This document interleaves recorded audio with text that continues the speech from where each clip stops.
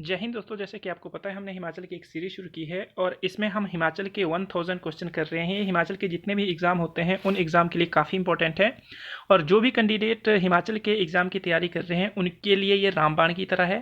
और अभी तक मैं आर्मी स्पेसिफिक सीरीज़ की कई 10 या 12 वीडियो कम से कम अपलोड कर चुका हूं और हिंदी और इंग्लिश एग्ज़ाम पार्ट की कुछ एक वीडियो अपलोड कर चुका हूं। साथ में हिमाचल प्लस जीके पार्ट एक शुरू किया हुआ था, उसमें मैंने 2 डिस्ट्रिक्ट को और कुछ एक जीके पार्ट कवर अप किया हुआ है। तो अगर अभी तक आपने ये वीडियो नहीं देखी हुई तो आप बिहारी क्वेस्ट यूट्यूब पर सर्च करके उन वीडियो को तक एक्सेस कर सकते हैं। ये जो है प्रीवियस टाइम के पेपर की कलेक्शन है, साथ में जो क्या बोलते हैं एमसीक्यू के माध्यम से आपको डिटेल में क्या क्या करवाया जाता है, कंसेप्ट क्लियर करवाए जाते हैं। तो आई होप आपने अभी तक ये वीडियो नहीं देखी हुई है तो आप बिहारी क्वेस्ट यूट्यूब में सर्च करके इन वीडियो तक एक्सेस कर सकते हैं। तो चलते हैं आज का जो हमारा हिमाचल के 1000 प्लस क्वेश्चन है उनकी तरफ। तो यहाँ आपके स्क्रीन पर है ये क्वेश्चन। तो पहला क्वेश्चन जो है आज का आपके लिए है, ये आपने आंसर करने हैं और जब तक आप आंसर नहीं करते कमेंट सेक्शन में तब तक इसके आंसर नहीं बताए जाएंगे। और ये सारे के सारे क्वेश्चन जो है किसी एग्जाम में पूछे गए हैं, वहां से क्या किए हुए हैं, ये उठाए हुए हैं। तो पहला क्वेश्चन जो है, Mandi state association was set up by. तो मंडी स्टेट एसोसिएशन की स्थापना किसने की थी? तो ये आपके लिए क्वेश्चन है, आप इसे कमेंट सेक्शन में लिखोगे। इसका आंसर चाहे गलती हो पर जरूर कुछ ना कुछ क्या करिए, कमेंट में करिए। और उसके बाद क्या किया जाएगा, अगर मुझे लगता है कि कमेंट सेक्शन में बच्चे पार्टिसिपेट कर रहे हैं तो मैं इसके आंसर बताऊंगा, नहीं तो क्या होगा, ये ऐसे ही रहने दिए जाएंगे। हरदेव का अन्य नाम क्या था? काफी इंपॉर्टेंट पर्सनैलिटी है ये, जो राष्ट्र आंदोलन है उसमें इसने काफी ज्यादा इंपॉर्टेंट रोल प्ले किया हुआ है। नेक्स्ट वन क्वेश्चन है, ड्यूरिंग पंझोता आंदोलन who was king of Sirmaur. तो पंझोता आंदोलन सिरमौर रियासत से संबंध रखता है, उस वक्त इसका राजा कौन था? आपने राजा का नाम बताना है, साथ में पंझोता आंदोलन कब हुआ था वो बताना है। तो ये आपके लिए क्वेश्चन है। आगे चलते हैं आज के जो एमसीक्यू है उनकी तरफ। तो आपके जो आज के एमसीक्यू है जिसमें हम क्या करते हैं, डिटेल के साथ एक एक चीज पता करते हैं। तो पहला क्वेश्चन है, on which river Andhra project is built. तो दोस्तों यहां पर आपके सामने एक क्वेश्चन है कि आंध्रा प्रोजेक्ट किस नदी के ऊपर बना हुआ है। तो यहां पर आपके सामने ऑप्शन है पब्बर शेर, कल की परसों वाली वीडियो में हमने बात की थी। गिरी, वो भी बात की थी, कल की परसों वाली वीडियो में बात की थी। अगर अभी तक आपने गिरी के बारे में नहीं जाना है तो प्रीवियस टाइम की जो वीडियो मैंने अपलोड की है वहां पर देख सकते हैं, वहां इसका क्या किया हुआ है, आपको ब्रीफ में इसका इंट्रोडक्टरी पार्ट करवाया हुआ है। आंध्रा और साथ में असनी। तो दोस्तों ये जो रिवर है ये काफ़ी इंपॉर्टेंट रिवर है। तो यहाँ पर जो है सबसे इंपॉर्टेंट चीज़ जो है आपका ये जो आंध्रा प्रोजेक्ट है ये कहाँ पर है, ये आपका आंध्रा जो रिवर है उसके ऊपर बना हुआ है। किसके ऊपर बना हुआ है? जो आंध्रा रिवर है उसके ऊपर क्या है, ये आंध्रा प्रोजेक्ट बना हुआ है। आई होप आपको अच्छे से पता चल गया होगा कि कहाँ पर बना हुआ है। आंध्रा जो एक रिवर है उसके ऊपर बना हुआ है। कहाँ जैसे बना हुआ? तो रोहड़ू, कल मैंने बात की थी, रोहड़ू को याद कीजिए। रोहड़ू के आस पड़ोस में एक गांव है चिड़गांव, वहां पर क्या है, ये आंध्रा प्रोजेक्ट बना हुआ है। नेक्स्ट वन, जो ये आंध्रा रिवर है ये ट्रिब्यूटरी है पब्बर की, जो शेर पब्बर की बात की थी मैंने, पब्बर घाटी को बनाती है ये। और निकलती कहाँ से? तो कल भी बात की थी, जो आपका क्या बोलते हैं चांसलर रेंज है उससे ये निकलती है। और चांसलर रेंज में जो है चांसलर चोटी भी है और साथ में चांसलर क्या बोलते हैं पर्वत श्रृंखला जिसको बोलते हैं वो भी है। और ये क्या है, एक दर्रा भी है। इसके जो बॉटम में क्या है, एक आपको झील देखने को मिलती है, चंद्रनहर वहां से निकलती है। गिरी की बात की थी तो कुफर पीक एक चोटी है आपका, जो जुब्बल क्या बोलते हैं तहसील और साथ में सब डिवीजन है, उस जगह से क्या करती है, ये जो आपकी गिरी है वो निकलती है और बाद में सिरमौर को भी क्या करती है, 2 भागों में बांटती है। कल मैं बात कर चुका था। असनी जो है कल मैं बता नहीं पाया था, ये ट्रिब्यूटरी है गिरी की, तो आपने अच्छे से याद रखना है। तो आई होप आप अच्छे से समझ गए होंगे। और आंध्रा प्रोजेक्ट कहाँ पर है? तो आंध्रा प्रोजेक्ट अगर डिस्ट्रिक्ट की बात करें तो शिमला में ये जो है आंध्रा प्रोजेक्ट देखने को मिलता है। आई होप आपको अच्छे से पता चल गया होगा। नेक्स्ट वन जो इंपॉर्टेंट आपके सामने क्वेश्चन है वो है, which is not correct about this river. तो सबसे इंपॉर्टेंट चीज है कि जो ये आपके सामने क्या बोलते हैं इसको क्या बोलते हैं कि जो मिलान करना है आपने, तो कौन सा सही नहीं है।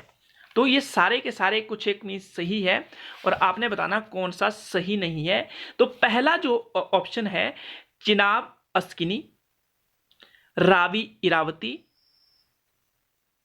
ब्यास अर्जिकिया और साथ में सतलुज स्तुद्री। तो यहां पर थोड़ा सा ध्यान दीजिएगा कि कौन सा ऑप्शन ठीक नहीं है। पहले ध्यान से देखिए, पहचानिए क्या मतलब यहां पर गलत है, फिर उसको क्या करना है आपने नीचे लिखना है। यहाँ पर हिंदी में गलत लिखा गया है, फिर मैं नहीं लगाना भूल गया हूँ। निम्नलिखित मतलब कौन सा सही नहीं है, यहाँ पर नहीं आएगा। इंग्लिश में ठीक लिखा हुआ which is not correct about this river. तो देखो दोस्तों, एक साइड क्या किया हुआ है कि आपको जो है वैदिक नेम दिए हुए रिवर के, एक साइड तो रिवर है, दूसरी साइड क्या है वैदिक नेम दिए हुए। अब सबसे इंपॉर्टेंट चीज जो है, ये जो वैदिक नेम दिए हुए हैं, इनमें से देखो कि एक वैदिक नेम नहीं है। क्या है? एक वैदिक नेम नहीं है। तो जो आपकी चिनाब है उसका वैदिक नेम अस्किनी है। बिल्कुल जी हाँ है। उसके बाद जो रावी है दोस्तों, ये आंसर क्या है यहां करेक्ट आएगा, क्योंकि इरावती जो है रावी का संस्कृत नेम है। क्या है? संस्कृत नेम है। इसका वैदिक नेम जो है इसको पुरुषणी बोलते हैं। बोलने का मतलब वेद, जो वेद है हमारे, उसमें क्या लिखा हुआ है इसको, तो इसको पुरुषणी लिखा हुआ है। अब नेक्स्ट वन जो है, व्यास को अर्जिकिया बोलते हैं। जी हाँ। और सतलुज को स्तुद्री बोलते हैं। अब आगे जो है इनके क्या करो, संस्कृत नेम भी याद रख लो। तो संस्कृत नेम में क्या आता है, चिनाब जो है आपकी, चिनाब का अस्किनी क्या है, इसका वैदिक नेम है। और इसका जो संस्कृत नेम या संस्कृत में इसको बोलते हैं चंद्राभागा। चंद्रा और भागा को अगर आपने नहीं अभी तक मतलब इसके बारे में आपको बिल्कुल भी नॉलेज नहीं है, तो आप लाहौल स्पीति डिस्ट्रिक्ट की जो मैंने हिस्ट्री वाली वीडियो करवाई हुई है वहाँ पर इसका डिटेल किया है, उस वीडियो को आप देख सकते हैं। लाहौल स्पीति की हिस्ट्री मैंने पूरी की पूरी कवरअप की हुई है, उस वहाँ पर इसका अच्छे से जिक्र किया हुआ है। तो अगर अभी तक नहीं देखी हो तो उस वीडियो को जरूर देखिएगा, आपको हर एक चीज़ पता चल जाएगी। चंद्रा भागा घाटी, साथ में चंबा लाहौल, कुल्लू लाहौल, इसके बारे में आपको की जो कन्फ्यूजन है वो दूर हो जाएगी। आई होप आपको पता चल गया होगा। रावी का जो वैदिक नाम है वो पुरुषनी है। तो ये जो है इसका संस्कृत नेम है। क्या है ये? जो इसका इरावती है वो संस्कृत नेम है। तो इरावती क्या है, इसका संस्कृत नेम है। तो याद रखिएगा ये संस्कृत नेम है और यही यहाँ पर क्या है, इनकरेक्ट है। और इसका जो वैदिक नाम है, वैदिक नाम क्या है, इसका पुरुषनी है। आई होप आप अच्छे से समझ गए होंगे। नेक्स्ट वन है व्यास। तो व्यास का जो वैदिक नेम है अर्जिकिया है और इसका संस्कृत नेम विपाशा है। क्या है? संस्कृत नेम विपाशा है। अब सतलुज को कैसे याद रखना है, तो आपको जो ई और ऊ, पहले ई आता है ना, छोटी या बड़ी जैसे भी याद रखना है, उसके बाद ऊ आता है। तो वेद जो वैदिक है, वेद पहले आते हैं, संस्कृत बाद में आती है। तो ई पहले आता है, ऊ बाद में आता है। तो जो स्तुद्री है, स्तुद्री ई पहले और फिर उसके बाद जो स्तुद्रु है ऊ क्या होता है, इसका संस्कृत नेम है, वो बाद में आती है। तो आप क्या कर सकते हैं, ई और ऊ एक मीन्स जो आपका संकेत है, सिंबल है, उसके माध्यम से याद रख सकते हैं कि ई पहले आता है, ऊ बाद में आता है। तो जो वैदिक नेम है वो स्तुद्री मतलब स्तुद्री या स्तुद्रु, और जो आपका संस्कृत नेम है वो क्या है, स्तुद्रु, सॉरी स्तुद्री जो इसका क्या है वैदिक नेम है, और स्तुद्रु इसका क्या है, संस्कृत नेम है। तो आई होप आप अच्छे से समझ गए होंगे। तो यहाँ पर आपकी जो रिवर है उसके वैदिक नेम और संस्कृत नेम आपको पता चल गए, और यहाँ से क्या हो जाता है, ये चीज़ें क्लियर हो जाती हैं। और यमुना जो है, यमुना को कालिंदी बोलते हैं। वैदिक नेम इसका कालिंदी है, पर इसका संस्कृत नेम कोई भी मेंशन नहीं किया है किसी भी ग्रंथ में, इसके बारे में कुछ नहीं लिखा हुआ है। अब थोड़ा सा आप क्या करो, डिटेल कीजिए। चिनाब के बारे में आप लाहौल स्पीति का जो वीडियो है उसको देखोगे कि चिनाब का उद्गम स्थल कहाँ पर है, ठीक है, वहाँ पर जाकर उस वीडियो को देखोगे। और इसमें रिवर वाला जो टॉपिक है उसको डिटेल में भी करवाऊंगा मैं, पर आप जाकर उस टॉपिक को जरूर देखना, उससे क्या होगा, आपका ये सारा का सारा क्लियर हो जाएगा। रावी जो निकलती है, रावी हमारा जो बड़ा बंगाल वाला रीजन है, जो कांगड़ा में कंसीडर किया जाता है, वहां से निकलती है। आगे मैंने एक क्वेश्चन पूछा है, नहीं तो मैं यहाँ डिटेल करता इसका, पर एक क्वेश्चन पूछा हुआ तो यहाँ पर डिटेल करूँगा तो आपको पता चल जाएगा। तो बड़ा बंगाल से क्या होती है, ये निकलती है। और जो आपका चंबा वाला रीजन है उससे बहती हुई जो आपका क्या बोलते हैं, चमेरा फर्स्ट, चमेरा सेकंड, चमेरा जो भी 3 फेज में जो बना हुआ है वो इसके ऊपर ही बना हुआ है, मतलब जो डैम है। साथ में ये जो हमारा खैरी स्टेशन है, जम्मू के साथ लगने वाला स्टेशन है, ये जो NHPC की कॉलोनी है वो यहाँ पर देखने को मिलती है। साथ में जो चमेरा क्या बोलते हैं, आई थिंक जो चमेरा प्रोजेक्ट है उसका जो इलेक्ट्रिसिटी जनरेट की वो खैरी में की हुई है, और वहाँ पर धौलाधर यू टर्न लेती है और रावी उसको काटती हुई आपका जम्मू कश्मीर में प्रवेश कर जाती है। और पठानकोट के आस पड़ोस में थीन बांध भी इस रिवर के ऊपर बना हुआ। तो आई होप आपको इतना ही याद रखना है, इसकी डिटेल बाद में करेंगे कहाँ से निकलती है, इतना याद रखना भी। ब्यास दोस्तों, ब्यास जो है रोहतांग दर्रे से निकलती है। अभी हम रोहतांग दर्रे के बारे में आज डिटेल में करेंगे, आगे मैंने एक क्वेश्चन डाला हुआ है, तो इतना ही याद रखना कहाँ से निकलती है, रोहतांग दर्रे से निकलती है। रोहतांग दर्रा जो है मिड हिमालय या मध्य हिमालय में देखने को मिलता है। सतलुज कहाँ से निकलती है, सतलुज मानसरोवर लेक से निकलती है। और ये एकमात्र ऐसी रिवर है हमारे जो क्या बोलते हैं हिमाचल की, जो हमारे देश से बाहर से निकलती है। और मानसरोवर कहाँ पर है, तो ये आपको जो अगर देश की बात करें चाइना, और साथ में उसकी सब टेरिटरी जो है उसकी बात करें तो आपको देखने को मिलता है जो आपका तिब्बत है उस रीजन से ये निकलती है। तो आई होप आप अच्छे से समझ गए होंगे कि ये सतलुज जो है ये कहाँ से निकलती है, ब्यास कहाँ से निकलती है, रावी कहाँ से निकलती है, चिनाब कहाँ से निकलती है। साथ में और डिटेल इसका जो हम डिटेल में करेंगे वहाँ पर करेंगे। यहाँ पर आपको क्या करना है, ये MCQ सेशन है, इसके साथ हम ब्रीफ में कर रहे हैं, और डिटेल में आपको ये एक टॉपिक मिलेगा, थोड़ा सा वेट कीजिए और सारा कुछ आपको पानी का पानी और दूध का दूध पता चल जाएगा। आई होप आप अच्छे से समझ गए होंगे। तो नेक्स्ट वन जो क्वेश्चन है आपके सामने है, Baspa originate from hill in Kinnaur at which place it's join Sutlej. तो सबसे इंपॉर्टेंट चीज है पहली कि बसपा कहाँ से ओरिजिनेट होती है। तो बसपा जो है एक हिल है, कहाँ पर, किन्नौर में, वहां से ओरिजिनेट होती है। और ये ज्वाइन कहाँ होती है, सतलुज में। तो आपके लिए ये क्वेश्चन है कि सतलुज के साथ बसपा का संगम कहाँ पर होता है। बसपा किन्नौर की बसपा पहाड़ी से निकलती है, किस स्थान पर ये सतलुज मिल जाती है। तो पहला ऑप्शन है कालपा, पू, टापरी। तो ये सारे के सारे जो स्टेशन है, ये कालपा की बात करें, पू की बात करें, टापरी की बात करें, ये किन्नौर में है।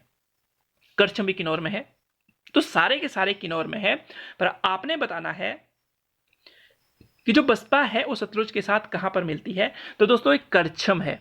अब एक आपके लिए एक क्वेश्चन है यहां से कि जो हमारी स्पीति है वो सतलुज के साथ कहां पर मिलती है। साथ में जो बसपा है ट्रिब्यूटरी बन जाती है किसकी, सतलुज रिवर की। आई होप आप अच्छे से समझ गए होंगे। नेक्स्ट वन क्वेश्चन है, Swan river originate from which place. तो स्वां जो रिवर है वो कहां से निकलती है। स्वां नदी किस स्थल से निकलती है, जखधार, कालीधार, दून, सोलासिंगी रेंज।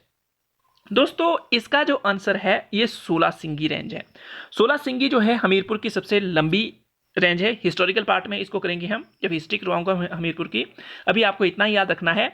और जब ये ऊना में जाती है तो ये जो है चिंतपूर्णी के नाम से जानी जाती है। चिंतपूर्णी की जो मतलब रेंज है इसको वहां पर इस नाम से जाना जाता है। और ये जो स्वां नदी है ये सोलासिंगी रेंज से निकलती है। और साथ में क्या करती है कि सोलासिंगी से निकलने के बाद ऊना को 2 भागों में बांटती है। और साथ में इसको ऊना का क्या कहा जाता है, सौरो कहा जाता है, दुख का दरिया कहा जाता है। इसके पीछे रीजन क्या है, क्योंकि ये जो मानसून टाइप की रिवर है, ये डिटेल में करेंगे मानसून टाइप की रिवर क्या होती है। मानसून टाइप की रिवर है और इसमें बाढ़ आ जाती है। बाढ़ की वजह से वहां की ढेर सारी फसलें क्या हो जाती है, बर्बाद हो जाती है। इसकी वजह से इसे क्या कहा जाता है, इसे ऊना का शौक कहा जाता है। तो आई होप आप अच्छे से समझ गए होंगे कि ये स्वां जो नदी है वो कहां पर देखने को मिलती है और कहां से ये निकलती है। आगे चले, क्लियर हुई बात। अगर आपको पता नहीं चला तो आप कमेंट सेक्शन में क्या कर सकते हैं, कमेंट कर सकते हैं, आपको और डिटेल में बताया जाएगा। आगे चलते हैं, क्वेश्चन है रोहतांग के बारे में, which is true about Rohtang pass. तो रोहतांग पास के बारे में कौन सा ट्रू है। तो बिपाशा ओरिजिनेट फ्रॉम हियर। तो अभी मैंने आपसे बात की थी कि बिपाशा किस नदी का संस्कृत नाम है, तो ये ब्यास का है। तो ब्यास यहां से निकलते अभी पीछे बता चुका हूं, ये बिल्कुल ठीक है, पहला वाला ऑप्शन ठीक हो गया। It's old name is Bhrigu Tung. बिल्कुल दोस्तों, याद रखिएगा रोहतांग का जो ओल्ड नेम था वो भृगुतुंग था। डायरेक्टली ऐसे भी पूछ सकते हैं कि किस दर्रे का नाम भृगुतुंग था।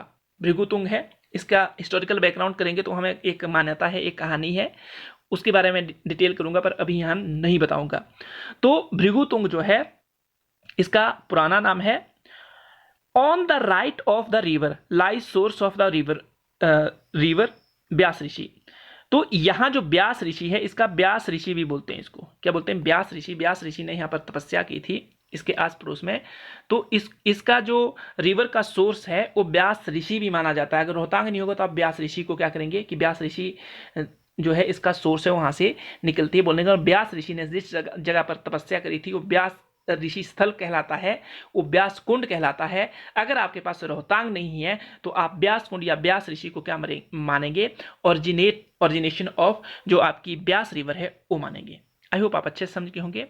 Both stream from the both side, देखो एक तो जो आपका रोहतांग की साइड से आती है छोटी स्ट्रीम, एक जो है व्यास ऋषि की साइड से आती है, और मनाली से थोड़ा सा दूर एक पलचन विलेज है वहां पर ये आपस में मिल जाती है और फिर क्या कहलाती है, व्यास कहलाती है। तो बोलने का मतलब व्यास की जो एक तो ऐसे करके एक ऐसे, ये रोहतांग है, इसके साथ में आपको क्या देखने को मिलता है, व्यास कुंड देखने को मिलता है। एक स्ट्रीम थोड़ी सी यहाँ से आती है, एक थोड़ी सी ऊपर छोटी सी स्ट्रीम आती है, और आपस में जो पलचन जो आपका गांव है मनाली से कुछ दूरी पर यहाँ पर मिल जाती है और क्या कहलाती है, व्यास कहलाती है। तो इसका जो ओरिजिनेशन पॉइंट माना जाता है ये सारा का सारा रोहतांग में पड़ता है, इसलिए इसको रोहतांग से ही माना जाता है कि इसका जो ओरिजिनेशन हुआ है रोहतांग से हुआ है। तो ये सारे के सारे जो है करेक्ट है, क्या है, करेक्ट है। और रोहतांग दर्रा जो है मिड हिमालय में देखने को मिलता है। जो हमारी विश्व की सबसे ऊंची टनल अटल टनल, अभी यहाँ पर इसका क्या किया है, उद्घाटन किया गया है। आप बताओगे जो अटल टनल है वो किस और किस को जोड़ती है, कमेंट सेक्शन में लिखिएगा।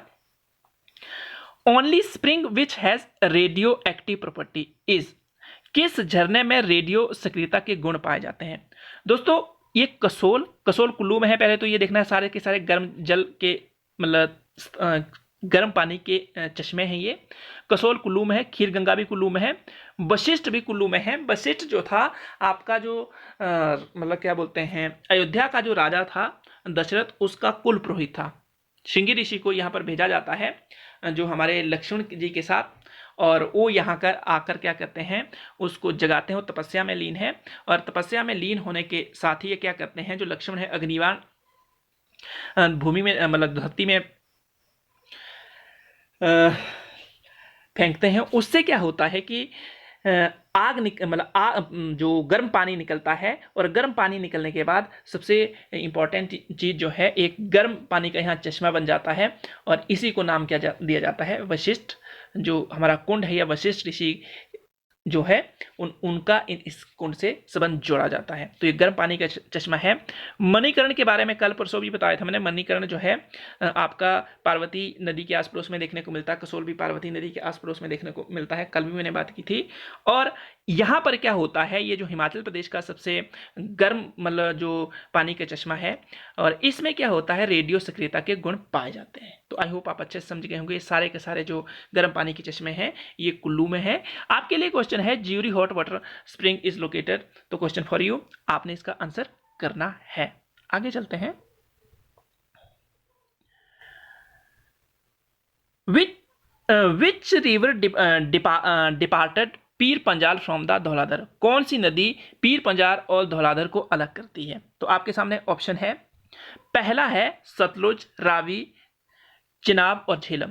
तो पहला है सतलुज, क्या सतलुज करती है, सोचिए फिर आंसर कीजिए, रावी, चिनाब और झेलम। तो थोड़ा सा अगर आप माइंड लगाओगे तो इस आंसर को टैकल कर पाओगे। तो इसका आंसर जो है, इसका आंसर है रावी। तो रावी क्या है, जो आपकी पीर पंजाल और धौलाधर है उसको अलग करने का काम करती है। और झेलम जो है ये शेषनाग से निकलती है, जम्मू कश्मीर में ये बहती है, और साथ में जो आपका बे ऑफ नहीं बे क्या बोलते हैं, अरब सागर है, उसमें जाकर मिल जाती है। तो आई होप आप अच्छे से समझ गए होंगे। इनका डिटेल करेंगे, रिवर का टॉपिक अलग से होगा, पर आपने अभी क्या रखना है, इसको अच्छे से याद रखना है। ये जो आपकी माउंटेन रेंजेस है इसका भी हम अच्छे से करेंगे। जो पीर पंजाल है कहाँ से निकलती है, कौन कौन से इसके आस पड़ोस में टाउन है, कौन कौन सी फसलें होती है इस रीजन में, सारा डिटेल में करेंगे। पर अभी आपको क्या करना है, अच्छे से याद रखना है। यहाँ नेक्स्ट वन जो क्वेश्चन है, which river is known as sleeping women, तो किस जो रिवर को एज अ स्लीपिंग वुमेन की तरह जाना जाता है, किस झील को सोई हुई औरत की तरह जाना जाता है, तो रिवाल्सर, रेणुका, सकेती और पराशर। पहले तो सबसे इंपॉर्टेंट चीज जो है रिवाल्सर कहाँ है, कल की परसों भी बात की थी मैंने, आपने ये पता करना है रिवाल्सर कहाँ पर है। तो रिवाल्सर दोस्तों मंडी में है, इसके बारे में मैंने डिटेल कल की परसों की थी, उन वीडियो को जरूर देखिएगा। रेणुका, रेणुका जो है सिरमौर में है, और ये हमारे देश की, सॉरी हमारे प्रदेश की सबसे बड़ी जिसको हम प्राकृतिक झील बोलते हैं वो है। जो स्केती लेक है ये सिरमौर में देखने को मिलती है, और जो पराशर है ये भी क्या है, मंडी में देखने को मिलती है। पराशर मंदिर भी वहां पर है। तो आप देख सकते हैं इसका संबंध किससे जोड़ा जाता है, पराशर ऋषि से जोड़ा जाता है। ये भी मंडी में है, पर यहाँ पर आंसर जो होगा ये रेणुका होगा। तो आपको अच्छे से याद रखना है कि इसकी जो शेप है ये सोई हुई औरत की तरह देखने को मिलती है। इसका संबंध परशुराम और उसके पिता जमदग्नि ऋषि से भी जोड़ा जाता है। यहाँ पर एक मेला भी लगता है, रेणुका मेला, और वो जो रेणुका मेला लगता है, पुत्र और जो माँ है रेणुका मीन्स उनका जो पुत्र है परशुराम, उनके मिलन के लिए ये प्रसिद्ध है। मीन्स वो आपस में मिलते हैं, माना जाता है एक साल में यहाँ पर। और सबसे इंपॉर्टेंट चीज जो है, परशुराम जो है विष्णु के 6वें अवतार है, ये आपको अच्छे से याद रखना है। और इसने क्या किया था, जो सहस्त्रा बाहु या जिसको हम मतलब क्षत्रियों का राजा बोलते हैं, उसका नाश किया था और प्रण किया था कि मैं क्षत्रियों का क्या करूंगा, सदा सदा के लिए इस धरती से नाश कर दूंगा। इसके पीछे एक हिस्टोरिकल बैकग्राउंड है कि जमदग्नि ऋषि के पास एक कामधेनु गाय थी, और सहस्त्र जो बाहु था उसको ये पसंद आ गई। उसने उससे पहले मांगी, पर जब मांगने के बाद जो हमारे जमदग्नि ऋषि थे उन्होंने मना कर दिया, कि क्योंकि उसको एक वो दान में दी थी, तो उसने बोला कि दान दी गई चीज जो होती है उसको किसी को दिया नहीं जाता है। तो उसने उसके ऊपर अटैक कर दिया, और इस वजह से मतलब उस अटैक में जो हमारे जमदग्नि ऋषि थे उनकी डेथ हो जाती है, और उसका बदला लेने के लिए जो परशुराम है सदा सदा के लिए प्रण लेते हैं। तो आई होप आप अच्छे से जान गए होंगे। To which lake Hiuen Tsang called Lohit Sarovar, to which lake Hiuen Tsang called Lohit Sarovar, तो किस झील को ह्यूनसांग ने लोहित सरोवर कहा है। ये प्रीवियस टाइम की वीडियो देखी होगी तो आप इसका आंसर अच्छे से कर पाएंगे। तो इसका आंसर आप क्या करेंगे, कमेंट सेक्शन में करेंगे। साथ में अगर नहीं पता है तो आप लाहौल स्पीति वाली वीडियो देख सकते हैं, वहाँ पर ह्यूनसांग के बारे में काफ़ी डिटेल में बताया हुआ है, और साथ में वहाँ पर ये आपको मीन जो आपकी लेक्स है उसके बारे में भी चर्चा का पता चल जाएगा। और ह्यूनसांग कहाँ का ट्रेवलर था और किस राजा के समय में भारत आया, ये हिमाचल प्रदेश के किन किन क्या बोलते हैं डिस्ट्रिक्ट से, मतलब किन किन डिस्ट्रिक्ट में इसने ट्रैवल किया, ये आपको वहाँ से पता चलेगा। और ये ऐसे क्वेश्चन पेपर में पूछे जाते हैं। आई होप आप अच्छे से समझ गए होंगे कि आपको यहाँ से क्या क्या याद रखना है। नेक्स्ट वन जो स्लाइड है तो वो इस तरह है कुछ, जो चैंडविक पानी का झरना है वो कहाँ पर है, चैंडविक वाटरफॉल इज लोकेटेड। तो यहाँ पर आपका जो ऑप्शन है शिमला, सिरमौर, कुल्लू और सोलन। दोस्तों ये काफ़ी इंपॉर्टेंट है। चैंडविक कहाँ पर है, तो ये शिमला में है, ये इतना सा याद रखना है। और ये जो है पानी का झरना है, और साथ में ठंडे पानी का झरना है, गर्म पानी का नहीं है। नेक्स्ट वन जो क्वेश्चन है, विच इज़ नॉट करेक्ट, कौन सा सही नहीं है। तो पहला जो क्वेश्चन है आपने मतलब पहला जो ऑप्शन है रेहला, मनाली इन कुल्लू, क्या ठीक है। सतधारा, चंबा, कालिका कुंड, चंबा, कोफरा मंडी।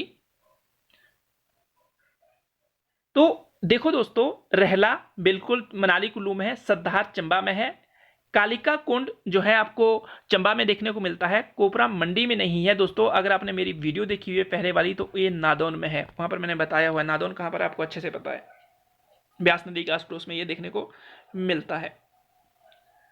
और जो हमारा कांगड़ा के कटोच वंश है उनका इससे काफ़ी ज़्यादा मीन्स संबंध जोड़ा जाता है। नेक्स्ट वन जो यहाँ पर एक मतलब मंदिर भी मुझे याद नहीं आ रहा, अभी मैं बाद में इसको आपको बताऊंगा, अभी बिल्कुल भी याद नहीं आ रहा है। तो भांदल एंड ततांगरी ग्लेशियर, ये ग्लेशियर था, मिस्टेक है, आर इसको मतलब लिखना था। Glacier is found in which district, question for you. तो जो भांदल और ततांगरी है ये ग्लेशियर हिमाचल के किन डिस्ट्रिक्ट में पाए जाते हैं, तो आप इसका आंसर करोगे। ये काफ़ी इंपॉर्टेंट है, याद रखिएगा। अगर ये क्वेश्चन आप छोड़ रहे हैं तो बोलने का मतलब है अपने पाँव पर क्या कर रहे हैं, कुल्हाड़ी मार रहे हैं, या आंसर कीजिए या इस क्या करिए, फिर खुद इनके बारे में जानिए। How much capacity of Nathpa Jhakri, तो नाथपा झाखड़ी जो है कितने मेगावाट है? तो नाथपा झाखड़ी जो है दोस्तों क्या क्या बोलते हैं 800 मेगावाट है, 100 मेगावाट है, 1500 मेगावाट है, नन ऑफ अबव। क्या पता चल गया आपको? अगर पता चल गया कमेंट सेक्शन में पहले आंसर करना है, उसके बाद क्या करना है, जो मैं आंसर बता रहा हूं उसको सुनना है। तो 1500 मेगावाट है। कोल डैम की मैंने बात की थी, वो 800 मेगावाट है, आपने नहीं बताया हुआ है, मैं उसे बताना नहीं चाहता था, पर यहाँ पर ये 800 दिख गया इसलिए मैंने बता दिया। इसलिए कमेंट सेक्शन में क्या करो, गलत आंसर ही करो, पर उससे क्या होगा, जो ये आपको आपसे क्वेश्चन पूछे जाते हैं वो आपको उसके मतलब क्या देखने को मिलेंगे, करेक्ट आंसर देखने को मिल जाएंगे। नेक्स्ट वन है धामी गोलीकांड was occurred in 16 July 1939 which is true about it. तो आपको क्या करना है, पहले तो डेट याद रखने की, धामी गोलीकांड कब हुआ, कई बार डेट ही पूछ लेते हैं, तो यहां से एक क्वेश्चन आपके लिए क्या बन रहा है, डायरेक्टली बन रहा है। धामी गोलीकांड 16 जुलाई 1939 को हुआ, इसके बारे में क्या सही है? धामी रियासत इज लोकेटेड इन शिमला, क्या ठीक है ये? देखिए, during that time Dalip Singh Rana was king of Dhami, देखिए ये भी। Its main reason was high tax rate, ये भी देखिए। और लास्ट वन है ऑल ऑफ अबव, क्या ये सही सारे ठीक है, या फर्स्ट सेकंड या थर्ड ठीक है?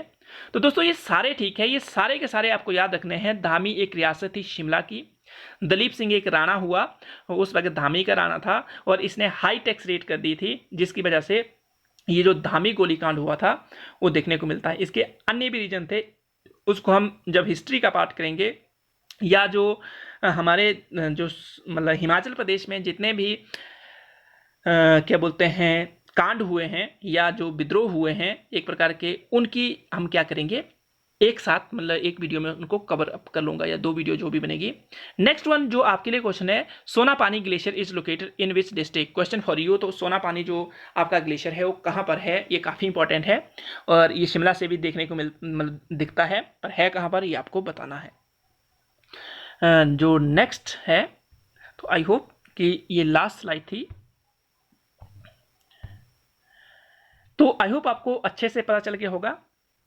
अगर आपको ये वीडियो पसंद आ गई तो क्या कर सकते हैं, आप इसको लाइक कर सकते हैं, अगर पसंद नहीं है डिसलाइक कर सकते हैं, क्यों डिसलाइक की उसका रीजन बता सकते हैं। साथ में अगर इस वीडियो को देखने से आपकी थोड़ी सी भी हेल्प हुई तो क्या कर सकते हैं, आप इस वीडियो को शेयर कर सकते हैं, जिससे दूसरों की भी क्या हो, हेल्प हो। आप इसको सब्सक्राइब कर सकते हैं। आई होप आपको ये वीडियो पसंद आई होगी। अपना ध्यान रखिए, अपनों का ध्यान रखिए, खुश रहिए, दूसरों को खुश रखिए। धन्यवाद, जय हिंद।